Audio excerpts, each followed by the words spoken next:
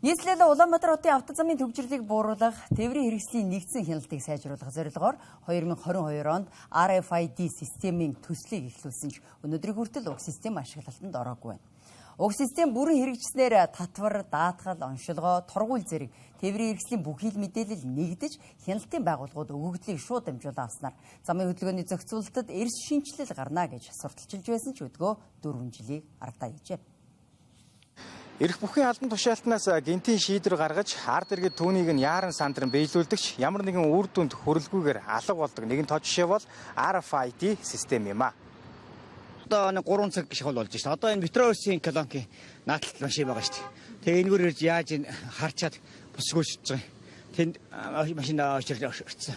Мэдээлэл хаанаас ирсэн бэ? Юу зургатаар хараад 8-наас өмнө явуулж гэхгүй тургуул мургуултаа явуулахгүй гэсэн мэдээлэл авсан шүү дээ. Тэгээ сандраар явж яах нь. Заахнаг барал 3 цаг гарал очирлж байна да. Тэгээд ер нь бас ийм байна.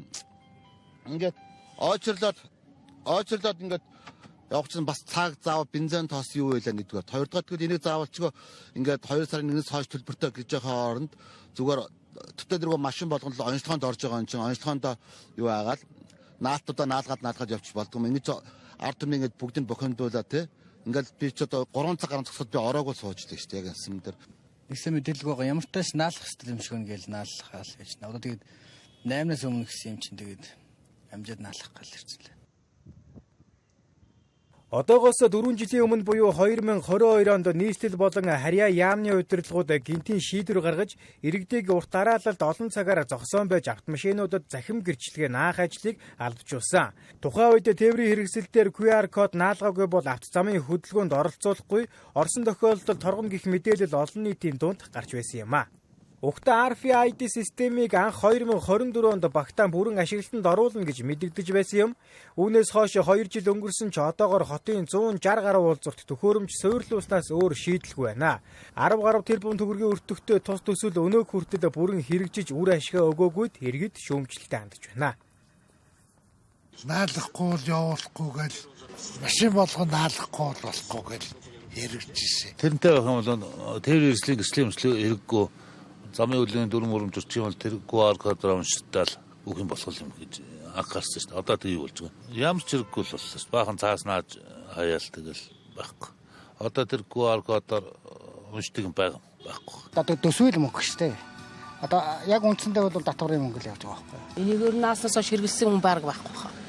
Одоо энэ чинь аваа ичхаар айгуул торгоно гэж бодоод тэгэл байлгалах шүү дээ. Сайн мэдхгүй одоо яасан хайцсан мэдхгүй тэр уул нэг хэсэг тэрнгүү бол явуулахгүй энэ төрөйгөл тийм яригдчихсэн тэгэл мэдхгүй. Тавсан хугацаанаас 2 жил өнгөрсөн ч бүрэн хэрэгжээгүй шалтгаан нь хүний эрхийн үндэсний комист иргэдээс ирүүлсэн гомдолтой холбоотой гэж холбогдох яамнаас тайлбарлаж байна. Тухайн гомдолт уг систем нь хүний байршлыг тагнах, мөрдөх замаар хүний эрхэд халдаж болзошгүй талаар дурдсан тул хүний эрхийн үндэсний комисс шалгалт явуулж ажлыг түр зогсоосон байна. Харин шалгалтын дүнд уг систем нь хүний байршлыг тагнах, чагнах, мөрдөх зориултгүй болох нь тогтоогдсны дараагаар хугацаа алдаж системийн хөгжүүлэлтийн ажлыг үргэлжлүүлж байгаа гэдгийг тайлбарллаа. Энэтэй холбоотой хийдэн одоо санал гомдол бол хүний эрхийн комисс дээрч гарсан, засаг дээрч гарсан.